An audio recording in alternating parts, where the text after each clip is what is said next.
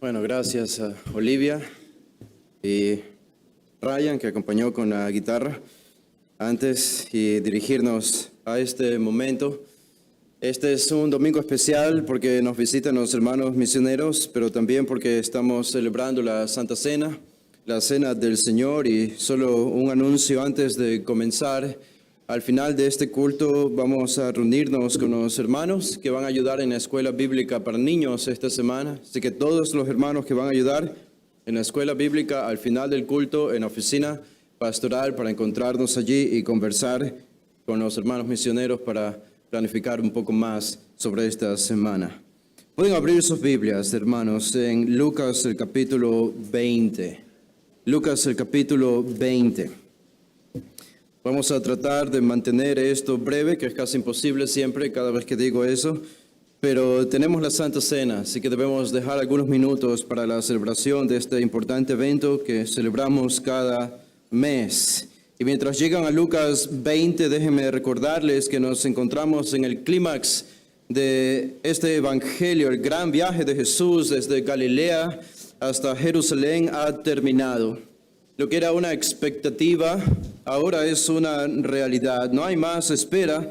El rey ya se encuentra en su capital. El rey ha llegado y fue recibido con honores en la entrada triunfal, algo que estudiamos hace 2 semanas. Sus discípulos, cuando le vieron, le adoraron, le honraron, cantaron salmos, echaron sus mantos sobre el piso para que Jesús camine montado sobre un pollino, un asno, cumpliendo la profecía de Zacarías. El rey finalmente había llegado. Esto habría sucedido el día lunes, un día lunes. Estamos en la última semana de Jesús. Después entró al lugar más sagrado para un judío, el centro religioso, el centro de adoración, el centro incluso político de todo Israel que se encontraba en Jerusalén, era el templo. Y allí Jesús entró en el templo, pero no para congratular o elogiar las actividades que se realizaban allí, los sacrificios, ofrenda, adoración, cánticos, etc. No, sino para algo muy diferente. Él entró allí para purificarlo de la corrupción monopolizada que las autoridades religiosas habían estructurado de manera codiciosa para volverse más ricos. Esto habría sucedido el día siguiente, el día martes. Esta es la purificación del templo. Al final del capítulo 19, Jesús echó a todos los que vendían, compraban, a todos los cambistas en un ataque de celo, pero un celo santo. Echó a todos estos corruptos del templo. El rey estaba poniendo en orden su propia casa, y esto nos lleva finalmente al capítulo 20. El capítulo 20, que sería el día miércoles, el día siguiente. De nuevo es la última semana de Jesús, es lo que se conoce como la semana de la pasión. Y cuando comenzamos el capítulo 20, iniciamos un nuevo día. Y este día habría estado caracterizado por lo que había sido la característica de esa semana, las enseñanzas de Jesús. Jesús estaba enseñando casi inconteniblemente todo lo que pudo durante los últimos días antes de ser arrestado. Y la última semana de su ministerio, Él hizo todo lo posible para que todos los judíos, miles, según Josefo, más de 1 millón, habrían estado allí en Jerusalén celebrando la Pascua, la fiesta importante para los judíos, y especialmente estando allí en el templo. Y los 2 eventos que transpiraron los 2 días anteriores, lunes y martes, la entrada triunfal y la purificación del templo, ahora nos llevan a la gran pregunta sobre la autoridad de Jesús, porque notan, si Jesús hizo lo que hizo los 2 días anteriores, recibir y aceptar la adoración de sus discípulos, y el día martes echar a la corrupción y a los corruptos del templo, un templo que no era controlado por él, sino que tenía sus autoridades religiosas, la pregunta entra entonces, ¿qué autoridad tiene este hombre? ¿Qué autoridad tiene este hombre? Y este es el principal tema de este pasaje. Noten lo que dice el versículo 1, Lucas 21. Sucedió un día Y enseñando Jesús al pueblo en el templo y anunciando el evangelio, llegaron los principales sacerdotes y los escribas con los ancianos y le hablaron diciendo: dinos, ¿con qué autoridad haces estas cosas?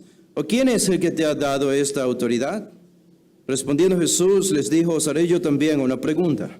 Respondedme. ¿El bautismo de Juan era del cielo o de los hombres? Entonces ellos discutían entre sí diciendo: si decimos del cielo, dirá, ¿por qué pues no le creísteis? Y si decimos de los hombres, todo el pueblo nos apedreará porque están persuadidos de que Juan era profeta. Y respondieron que no sabían de dónde fuese. Entonces Jesús les dijo: yo tampoco os diré con qué autoridad hago estas cosas. Para la mayoría de los testigos del ministerio de Jesús, la autoridad de él era algo enigmático. Era una autoridad enigmática para los judíos. La manera en la que Jesús obraba y la manera en la que Jesús enseñaba, naturalmente causaba asombro en los judíos. Vemos esto, Mateo nos dice que la gente estaba absorta, sorprendida, estupefacta por la manera en la que Jesús hablaba y al ver las cosas que hacía, y especialmente esta última semana. No estaban seguros de dónde venía su autoridad. Naturalmente muchos judíos pensaban que su autoridad venía de Dios, y creían que venía de Dios, pero no había seguridad. Sabemos eso porque no creían en Él. Aún así se sentían admirados hacia Jesús, sentían simpatía hacia Él y hacia sus enseñanzas. Para otros su autoridad era meramente humana. Jesús era un fraude, Jesús era un mentiroso, era un vendedor de humo. Alguna explicación lógica podemos proveer para todo lo que está haciendo y diciendo. Pero aún para otros, todavía la autoridad de Jesús venía de Belzebú, del príncipe de los demonios, de Satanás. Pero el punto es que la enigmática autoridad de Jesús demanda una explicación. Tenemos que explicar de dónde viene su autoridad. De otra manera, la única opción que uno tiene es confesar su propia ignorancia. ¿Qué es lo que encontramos en este pasaje? ¿Cómo explicar que aparentemente la única sociedad monoteísta judía del primer siglo, es decir, la única sociedad que creía en la adoración de un solo Dios, que no toleraba la adoración de ídolos, la adoración de la naturaleza, los judíos que no toleraban la adoración de ni siquiera ángeles, no toleraban la adoración de hombres, ni de animales, etcétera, sino del único Dios invisible. En una sociedad como esa, aparezca un hombre judío diciendo que está bien, deben seguir adorando al Dios invisible, pero también deben adorarme a mí, decía él, a un hombre. Y fueron declaraciones como estas que confrontaron las conciencias judías del primer siglo. Como un judío que adora solo a Dios puede adorar también a un hombre. Eso sería idolatría. Hablar sobre la autoridad de Jesús es hablar sobre su identidad. Es responder la pregunta: ¿quién es Él? Yo sé que la gente puede decir, bueno, yo puedo reconocer que la autoridad de Jesús viene de Dios sin necesariamente reconocer que Él es Dios. De hecho, todas las sectas cristianas hacen esto. Los mormones, testigos de Jehová, etcétera, reconocen que la autoridad de Jesús vino de Dios, pero no reconocen que Él es Dios. Y nosotros sabemos que esa opción simplemente no existe. Y ustedes saben por qué. Ustedes saben por qué es imposible dividir la autoridad de Jesús de su identidad. Porque cuando Él hablaba, Él no solo hablaba como teniendo la verdad, Él hablaba como siendo la verdad. Él dijo: yo soy el camino, yo soy la verdad. En este sentido era diferente a los profetas, al mismo Juan el Bautista que vino con la autoridad de Dios, pero Juan no dijo: yo soy la verdad, ni los profetas del Antiguo Testamento. Jesús dijo: yo y el Padre uno somos. Jesús dijo que para que todos honren al Hijo como honran al Padre. Así como adoran al Padre, deben adorar al Hijo, que soy yo, dijo Él. En otras palabras, Jesús demandó la misma adoración que le daban al Padre. en una sociedad monoteísta que no toleraba la adoración a ningún otro Dios o persona, su autoridad venía de Dios debido a que Él es Dios. Su autoridad no puede separarse de su identidad. Así que lo que fue un enigma para muchos judíos en el primer siglo debió ser el remedio para sus almas. Debió ser el bálsamo para su agonía espiritual. Debió ser la luz para la oscuridad de sus corazones. Aquí estaba la esperanza, era la vida que los libraba de la muerte. Y esta es la ironía que encontramos en los evangelios a menudo, a lo largo de la Biblia incluso, que los hombres somos más propensos a reconocer la autoridad humana que reconocer la autoridad divina. Y eso es una ironía. Tanto así que incluso podemos llegar a negar la autoridad divina por reconocer la autoridad humana. ¿Cuántos judíos hicieron esto en el tiempo de Jesús, sujetándose a la autoridad de los fariseos, pero negando la autoridad de Jesús? Y lo estudiamos el miércoles pasado con Saúl y el pueblo. El pueblo obedeció a Saúl, pero al obedecer a Saúl negó la obediencia a Dios. ¡Qué ironía! Y fue en la cúspide de su autoridad divina, estando en Jerusalén, que sucede esto que tenemos aquí. Noten el versículo 1. Este es un choque de autoridades. Es un choque de autoridades. La autoridad más representativa entre los judíos aparece en este versículo 1. Pero aparece mientras Jesús estaba haciendo algo importante.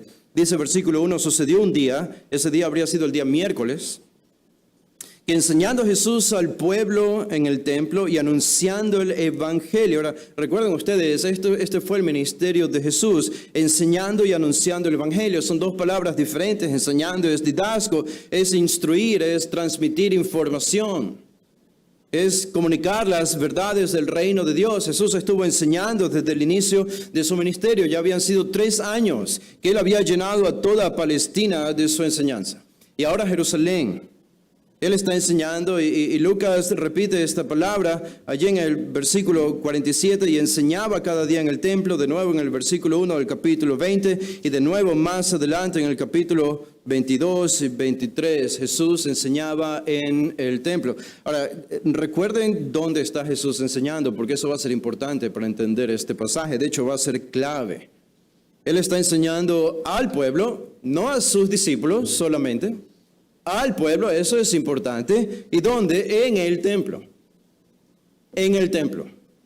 El templo, como estudiamos la semana pasada, el templo era el lugar donde se supone que debía estar la presencia de Dios. Era el centro de la vida religiosa de los judíos y la vida política de los judíos, e incluso la vida civil de los judíos se encontraba en el templo. No había un lugar que representara la autoridad de mayor manera que el templo, especialmente para la aristocracia judía. Y allí estaba Jesús, viendo desde la perspectiva humana, como hablando con vocabulario de cuentos de niños. Jesús estaba en la boca del lobo, por decirlo así, donde sus enemigos tenían el absoluto control, era el templo. Mientras más te alejabas del templo de Jerusalén, menos control tenían las autoridades religiosas sobre tu vida. Pero mientras más te acercabas a Jerusalén y al templo, más control percibías de esta autoridad. Y allí estaba Jesús en el mismo corazón de la autoridad religiosa de ese tiempo. ¿Y qué es lo que está haciendo Jesús? Él está enseñando. Ahora recuerden que debe haber estado enseñando seguramente en el patio de los gentiles, para darles otra referencia diferente a cuál habría sido el tamaño del templo. En total pueden pensar en 35 estadios de fútbol. 35 estadios de fútbol habría sido el tamaño total o entero del templo, y el patio de los gentiles o el atrio de los gentiles era el atrio más amplio. Así que fácilmente habrían habido miles de judíos ese día allí. Había incluso una sinagoga en el patio de los judíos. Allí se compraba y se vendía. Jesús ya había purificado a toda esta gente el día anterior, y Él estaba, por decirlo así, sitiando el templo. Jesús tenía sitiado al templo. ¿Con qué? Con su enseñanza. Su autoridad era innegable. Él estaba allí. Pero el texto no dice que él estaba solamente enseñando, eso no sería hacer justicia. El texto dice que él también estaba anunciando el Evangelio. Él estaba anunciando el Evangelio.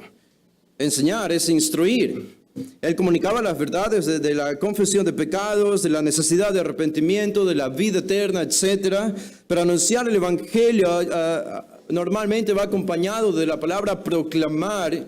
Es la idea de predicar las buenas nuevas, las buenas noticias. Jesús, en otras palabras, no solamente estaba instruyendo verdades como un profesor a sus alumnos, estaba proveyendo esperanza al pueblo. Estaba anunciando las buenas noticias, la necesidad de arrepentimiento. Y me llama la atención la seguridad con la que muchos evangélicos hoy hablan de que la doctrina tiene que ocupar un lugar secundario en las iglesias, porque mucha doctrina causa confusión y división en la gente. Esto es más popular de lo que ustedes piensan en las iglesias evangélicas. Yo recuerdo cuando estaba estudiando en el seminario, no el de allá, sino el de acá, y en este seminario me acuerdo que un día algunos alumnos y compañeros míos comenzaron a recriminarme, pero tranquilamente, acerca de por qué hacía tanto énfasis en la doctrina. ¿Por qué tanto acerca de la doctrina? Y estos eran hombres preparándose para el ministerio, para ser pastores. ¿Qué importancia tiene la doctrina?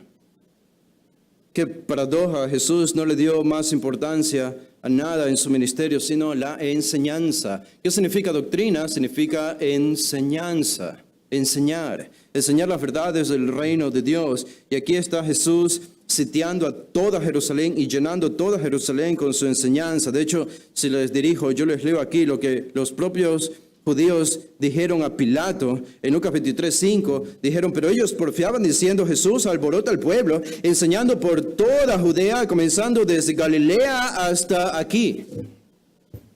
Parece como si Jesús, sabiendo que pronto iba a partir al Padre, creció exponencialmente la frecuencia y la intensidad de su enseñanza para tratar de alcanzar con la verdad a los que más pudo en los últimos días de su ministerio público.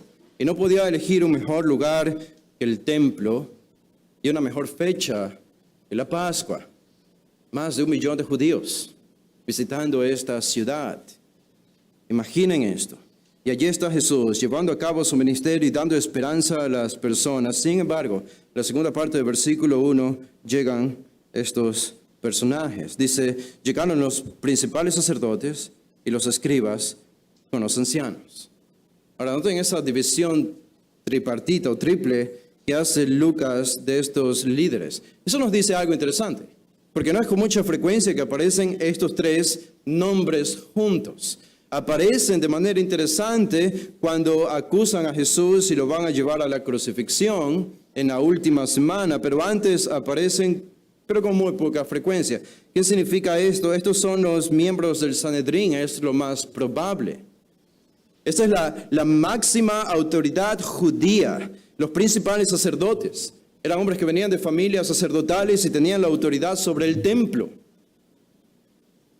Nadie tenía más autoridad que los sumos sacerdotes, principales sacerdotes. Estaban los escribas también, que eran los teólogos de ese tiempo, los estudiosos. Algunos de ellos se habían distinguido tanto que incluso llegaron a ser parte del Sanedrín. Y otros eran los ancianos. Estos no eran eruditos ni sacerdotes, pero venían de familias importantes judías. Eran aristócratas y que tenían mucha autoridad también, llegaban a ser parte del Sanedrín. Eran como laicos, pero que formaban parte de este importante cuerpo de administración judía.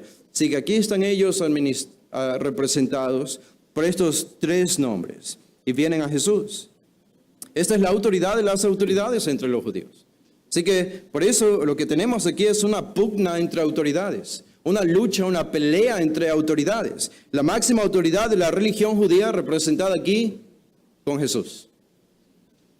Ahora ellos llegan a Jesús con una pregunta particular. En esta colisión de autoridades, en el versículo 2, van a hacer a Jesús una pregunta singular. Una pregunta que tiene que llevarnos a pensar en lo que Jesús ha hecho los días anteriores, cómo este hombre se atreve a entrar al templo y echar afuera a los cambistas y vendedores y a recibir adoración. ¿Cómo enseña? Bueno, la pregunta es, y le hablaron diciendo, dinos, ¿con qué autoridad haces estas cosas? ¿O quién es el que te ha dado esta autoridad? ¿Cuál es la esfera de tu autoridad? ¿Bajo qué tipo de autoridad tú funcionas? ¿Por qué haces lo que haces y enseñas lo que enseñas? ¿Quién te dio esta autoridad? Ahora, piensen en esa pregunta por un momento. Es una pregunta muy interesante. Porque si algo estamos seguros es que estos personajes judíos, estos líderes religiosos, ellos conocen la respuesta a esta pregunta. ¿Es así? Claro que sí. Jesús ya había enseñado 3 años y había enseñado claramente que su autoridad venía de Dios y los judíos y los religiosos sabían esto perfectamente. Así que ellos no están haciendo una pregunta para pedir más información, no es una pregunta que viene de la ignorancia de estos aristócratas judíos. No es que no saben y necesitan que Jesús les aclare de dónde viene esa autoridad. No, Jesús ya lo había aclarado de manera sobrada. Jesús había perdonado pecados en sinagogas. ¿Quién puede perdonar pecados sino solo Dios? Él decía a la gente, tus pecados te son perdonados, te perdono tus pecados. Él daba órdenes a los demonios. Él reprendía a las enfermedades. Él con su palabra resucitaba muertos. Y todo eso, él fue muy claro en decir que lo hacía con la autoridad de su Padre. Así que seguros estamos que la pregunta de estos hombres no viene por la ignorancia, tampoco viene por el asombro. Ellos no estaban asombrados por Jesús, ellos odiaban a Jesús y querían deshacerse de él. No es que decían, wow, qué enseñanza de este hombre, nos sorprende su autoridad, sí, lo odiamos y queremos matarle, pero es simplemente que queremos saber de dónde viene tanta autoridad. No, tampoco esa es la idea. No es el asombro lo que está detrás del versículo 2, no es la ignorancia lo que está detrás del versículo 2, tiene que ser otra cosa diferente. Tiene que ser algo diferente. Y yo puedo proponer que es la vileza, pero déjenme explicarles esto con más detalle. Hay algo muy importante en la sociedad judía que a menudo pasamos por alto, especialmente cuando leemos pasajes como este, y es la importancia que los judíos le daban al honor y a la vergüenza en ese tiempo. El honor y la vergüenza era incluso más importante que la verdad misma. Estaba leyendo hace algunos años en Corea del Sur que hubo una gran crisis económica, que muchos padres de familia perdieron sus trabajos. Y esa es una sociedad también basada en el honor y la vergüenza. Y cuando ellos hicieron esto, ¿saben lo que hicieron los padres? No regresaron a casa. Se quedaron viviendo en las calles y fueron a las montañas sin ver más a sus familias. ¿Por qué? Por el temor de pasar vergüenza delante de sus esposas y sus hijos y decirles no tenían que llevar a la casa de comer. En civilizaciones y sociedades que se manejan en base a la vergüenza y al honor, ellos están dispuestos incluso a mentir, ser hipócritas, a esconder la verdad, abandonar a sus familias, cualquier cosa con tal de no pasar vergüenza pública. Creo que los ecuatorianos nos falta un poquito de eso, no al extremo como los coreanos, pero si tuviésemos un poquito más sería bueno. Un poco más de vergüenza. Pero, ¿por qué digo esto? Recuerden la multitud, recuerden el pueblo. Hay miles de judíos allí en el patio de los gentiles escuchando esta pregunta. Esto es algo público, es mientras Jesús enseñaba al pueblo. No es en un rincón del templo. Probablemente Jesús estaba en el pórtico de Salomón y cientos de judíos allí alrededor escuchándole, toda la multitud. Estos sacerdotes, escribas y ancianos hacen la pregunta a Jesús para desacreditar su ministerio públicamente, para avergonzar a Jesús públicamente. La gente mala siempre trata de hacer eso. La gente mala siempre trata de avergonzar a los demás. Ellos quieren avergonzar a Jesús públicamente. ¿Por qué? Porque ellos saben que la gente todavía cree que Jesús es un profeta y siguen las enseñanzas de Jesús, lo siguen absortos, como dice al final del capítulo anterior, estaban suspensos, ¿recuerdan esa palabra? Guindados de sus labios, oyéndole. Y el pueblo sabía que ellos tenían las de perder, los líderes religiosos. No podían contra el pueblo. Pero Pero, aunque no podían hablar al pueblo mal acerca de Jesús, porque le creían, aunque superficialmente, si lograban desacreditar públicamente a Jesús, eso habría advertido la atención del pueblo a apartarse de Jesús y de nuevo acaparar ellos la atención, y en un lugar como el templo mismo. Pero ustedes preguntan, ¿pero cómo esta pregunta avergonzaría a Jesús? ¿Cómo esta pregunta desacreditaría públicamente a Jesús? Digo, parece una pregunta simple y la respuesta también parece muy simple.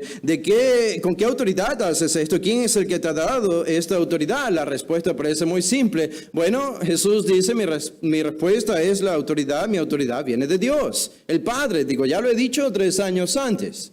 ¿Por qué no repetirlo aquí? Y sin embargo Jesús no lo repite y no responde de esa manera. Y déjenme decirles por qué. Si Jesús, sabiendo él que tenía solo 2 opciones, y son las 2 opciones que él mismo va a mencionar aquí en la pregunta que él hace a los religiosos. Si Jesús decía que su autoridad venía de los hombres, en ese momento todo el pueblo judío le habría apedreado como máximo y como menos le habrían abandonado completamente. Claro, estaba confesando que era un farsante, si él decía que su autoridad no venía de Dios, sino de los hombres. Ahora, si Jesús decía que su autoridad venía de Dios, como realmente era, el problema era, no hay un problema con eso, pero la manipulación de los líderes religiosos habría sido, acaba de confesar su pecado capital. Ha dicho que Él es Dios, porque los religiosos sabían que Jesús no solamente decía que había sido enviado por Dios, sino que Él mismo era Dios. Y lo tenemos muy claro en el Evangelio de Juan. Y los religiosos sabían que Jesús se abrogaba esta autoridad divina de que Él era divino. Ahora, si no me creen, pueden ir a Lucas 22. ¿Se acuerdan cuando Jesús está compareciendo ante el Sanedrín, allí ante el concilio, antes de ser llevado ante Pilato? Y en Lucas 22... dice el versículo 70, dijeron todos, este es el Sanedrín, estos mismos hombres le dicen y le preguntan a Jesús, ¿luego eres tú el Hijo de Dios? Ellos sabían que Jesús había confesado ser el Hijo de Dios. De nuevo, no es una pregunta para pedirle información, es una pregunta para que Él confiese ser Dios y decir, te atrapamos, porque nadie cree que tú eres Dios en persona. ¿Y qué respondió Jesús allí en el versículo 70? Y Él les dijo, vosotros decís que lo soy. En otras palabras, en este momento Jesús reconoce, ante las autoridades civiles y religiosas de Jerusalén, Él reconoce que Él es Dios. Y entonces, ¿qué dice el versículo 71? Entonces ellos dijeron, ¿qué más testimonio necesitamos? Porque nosotros mismos lo hemos oído de su boca. En otras palabras, esto es blasfemia. Y merece morir. La pena capital por cometer el pecado de blasfemia en el Antiguo Testamento, está claro. Pero ¿por qué aquí Jesús sí reconoció su divinidad, pero en Lucas 20 todavía no? Aunque eso entre comillas. Jesús tenía que seguir enseñando. Era el día miércoles, faltaba el día jueves, enfocándose en sus discípulos. No era su hora todavía. Así que no iba a responder de la misma manera que respondió en el capítulo 22. En el capítulo 22 él sabía que ya había llegado el tiempo de ser llevado a la cruz. Y no escondió su divinidad. Ahora en el capítulo 20 yo digo, Él no esconde su divinidad. ¿O sí? ¿Cómo responde Jesús a esta pregunta? ¿De dónde viene tu autoridad? Si Él dice de Dios, eres un blasfema. Porque Él decía, yo soy Dios. El pueblo habría visto esto y probablemente lo habrían apedreado allí mismo o lo habrían llevado a Pilato el mismo día miércoles para ser crucificado. Si decía de los hombres, mi autoridad se desacreditaba completamente y todo su ministerio. Esta es la intención de los líderes religiosos. Esta es la pregunta tramposa que proponen a Jesús. Y Jesús responde de una manera que nosotros jamás habríamos podido imaginar. Aquí Él demuestra una sabiduría divina. Esta misma es una demostración de su divinidad por la manera en la que Él decide responder. Noten cómo responde Jesús. Fascinante. Él dice en el versículo 3, respondido Jesús les dijo, os haré yo también una pregunta. Respondedme. Este es un argumento lógico. Este es un argumento de Jesús. Ustedes me hacen una pregunta a mí, yo les voy a responder su pregunta siempre y cuando ustedes respondan la mía. Jesús está invirtiendo los papeles. Él es el interrogado aquí, pero ahora Él invierte el papel y Él va a ser el que interrogue a los líderes religiosos. Recuerden, en el templo, frente a los ojos de muchos judíos, escuchando esta conversación pública. Respóndanme esto, yo les voy a responder lo que ustedes me preguntaron. Mi pregunta es esta, versículo 4. ¿El bautismo de Juan era del cielo o de los hombres? Es muy simple. Cualquier persona mínimamente inteligente podría responder esto. Ustedes son escribas, son teólogos, son eruditos, son la nata de la sociedad judía, son los más religiosos, los sacerdotes están aquí, los ancianos están aquí, los escribas y estudiosos del Antiguo Testamento, de la ley. Seguramente ustedes pueden responder esta pregunta. Todos conocen a Juan, todos conocieron el ministerio de Juan. Para este punto Juan ya estaba muerto. Ya lo había matado Herodes. Pero su ministerio había sido muy público, todos lo conocían. Y la pregunta es simple, ¿el bautismo de Juan, el ministerio de Juan, era del cielo o era de los hombres? A pesar de que la respuesta a esta pregunta es muy, muy simple. Jesús sabía lo que estaba haciendo.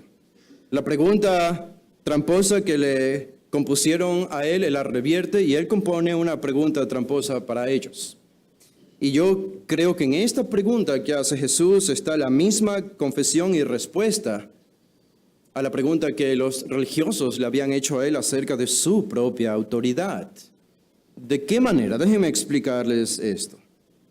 El bautismo de Juan, todos ustedes están familiarizados con el ministerio de Juan. Juan apareció en la escena pública, pero sabemos por Lucas 1 que Juan era sacerdote, al menos hijo de sacerdotes. Su padre Zacarías había sido sacerdote.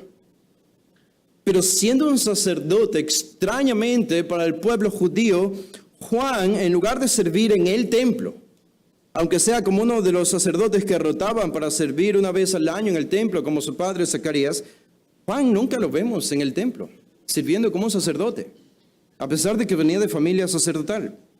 ¿Dónde lo vemos a Juan? En el desierto. En el desierto, a lo largo del río Jordán, predicando ¿qué? El arrepentimiento. El arrepentimiento y la necesidad de perdón de pecados.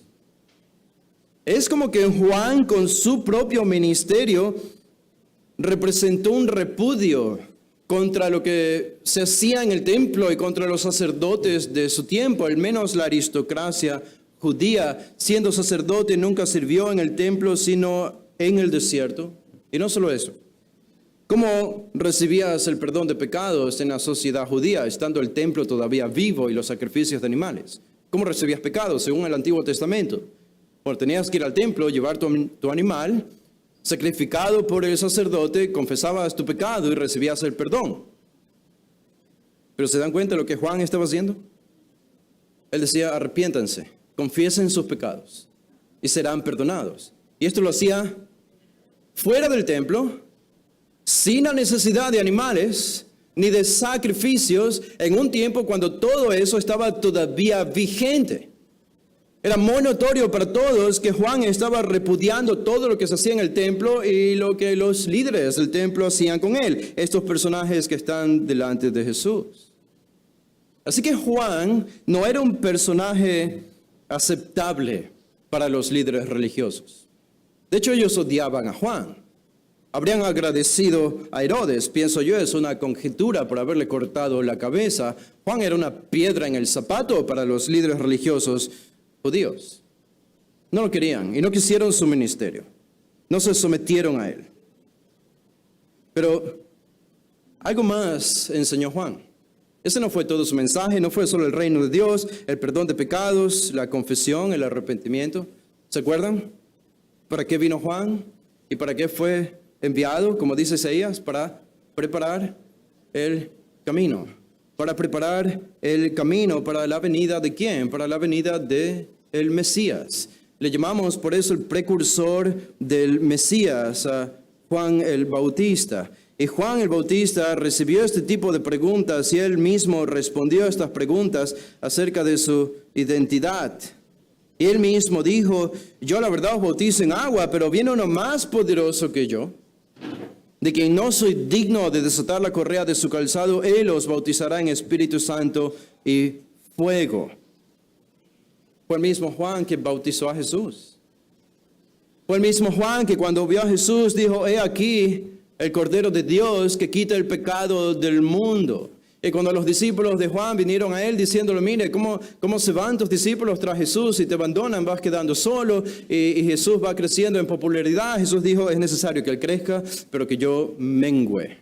Para esto he venido, para dar testimonio de la luz. Y él es la luz. Yo soy solo una voz que clama en el desierto. He venido a dar testimonio de este personaje.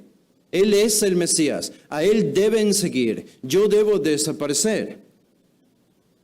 Ahora, noten por qué eso es importante al analizar este pasaje. Y por qué Jesús decide preguntar a los religiosos sobre la autoridad de Juan. Sencillamente por esto. Déjenme leer el versículo 6 primero. ¿Ok? Déjenme leer el versículo 6 en Lucas 26. Las dos posibles respuestas para los religiosos era decir, Juan viene del cielo, es decir, viene con autoridad divina, o Juan viene de los hombres, es decir, fue un farsante. Bueno, ¿qué pasa si los religiosos decían que él venía de los hombres? ¿Qué era lo que realmente creían? Realmente creían que venía de los hombres. Dice, noten en el versículo 6, si decimos de los hombres, todo el pueblo nos apedreará, porque están persuadidos de que Juan era profeta. A un hipócrita no le interesa la verdad, a un hipócrita le interesa la aceptación de la gente, eso es todo. Y los religiosos no podían concebir la idea de perder la atención del público, la autoridad con la que gozaban.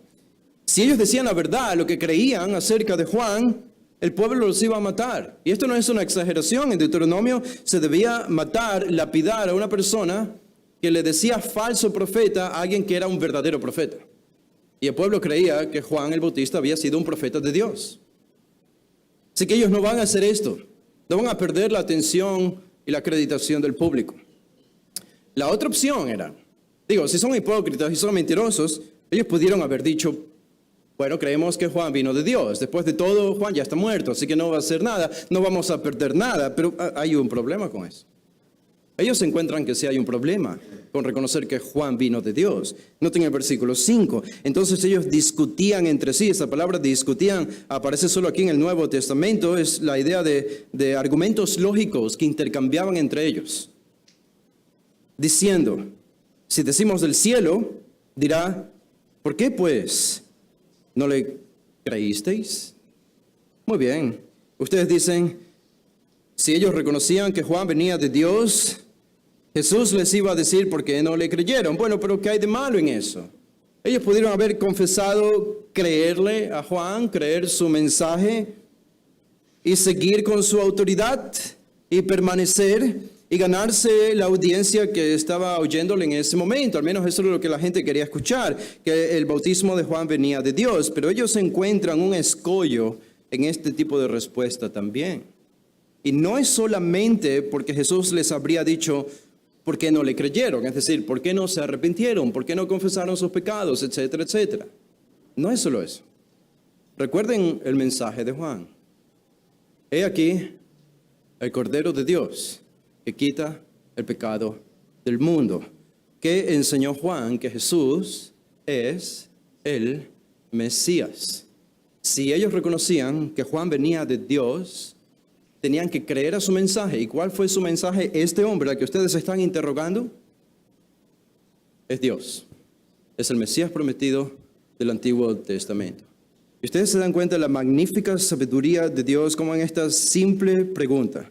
La sabiduría de Jesús aquí pone una trampa inescapable para los religiosos. Ellos simplemente no podían responder esta pregunta.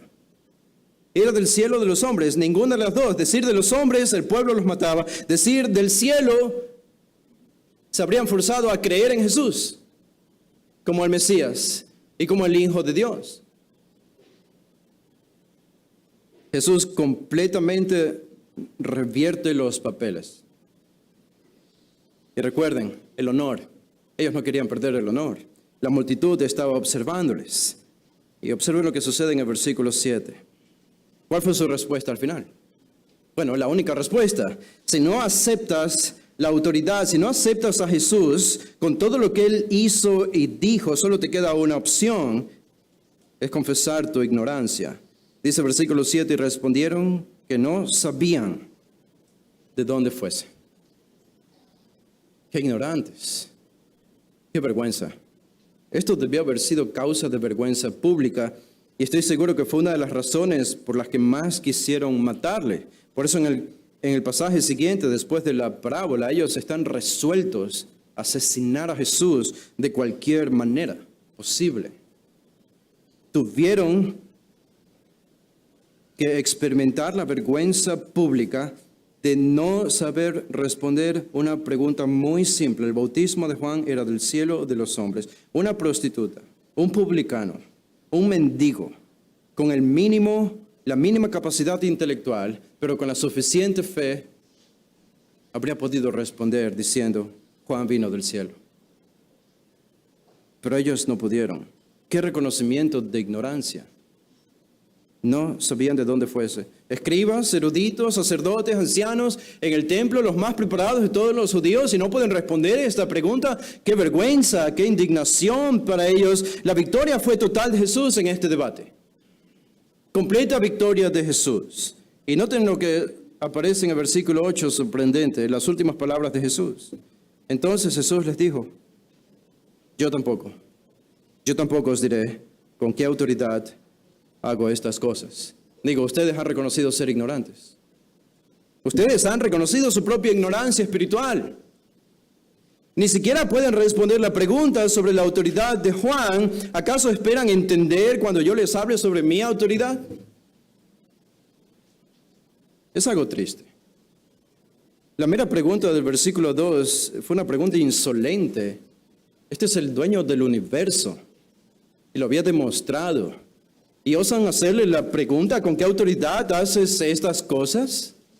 ¡Qué insolencia! ¡Qué desvergüenza! ¡Qué ceguera! Jesús no está dispuesto a responder a gente que ha cauterizado su corazón. Jesús no va a echar perlas a los cerdos. Ellos han cometido apostasía. Han visto los milagros de Jesús, han escuchado las enseñanzas de Jesús, pero han decidido cerrar sus oídos y sus corazones. Se han vuelto ciegos. Es muy triste. La incredulidad te vuelve ignorante espiritualmente. La incredulidad te vuelve ignorante. ¿No? La salvación no se trata de ser inteligentes, no se trata de ser perspicaces. La salvación no se trata de ser más educados que otros. No importa el nivel de estas cosas. Se necesita un mínimo de fe genuina y salvífica, un reconocimiento del propio pecado, pero aún la gente más intelectual de la época.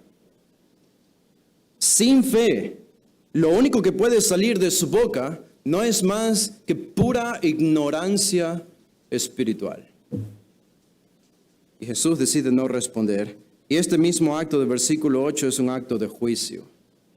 Yo no voy a responder esta pregunta hasta que yo decida, cuando sé que sea mi tiempo, para ser crucificado y regresar al cielo, a mi Padre.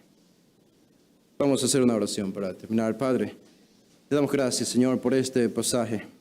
La prominencia de Jesús, la autoridad de Jesús, enigmática para muchos, clara para nosotros, los que creemos por tu gracia. A los que tú has abierto la mente y el corazón para entender la verdad de todas las verdades, la más profunda de todas. ¿Quién es Jesús? ¿De dónde viene su autoridad? En esta pregunta, en esta identidad se encuentra la esperanza de nuestra salvación, el perdón de nuestros miles de pecados, la liberación del infierno eterno y de la ira tuya.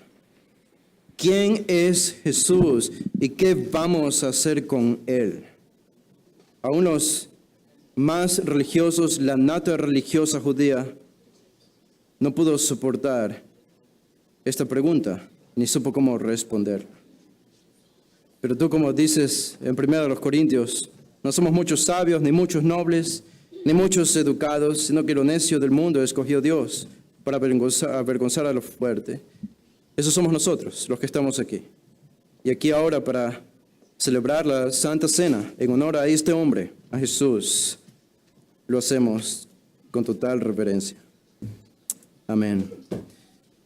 Hermanos, vamos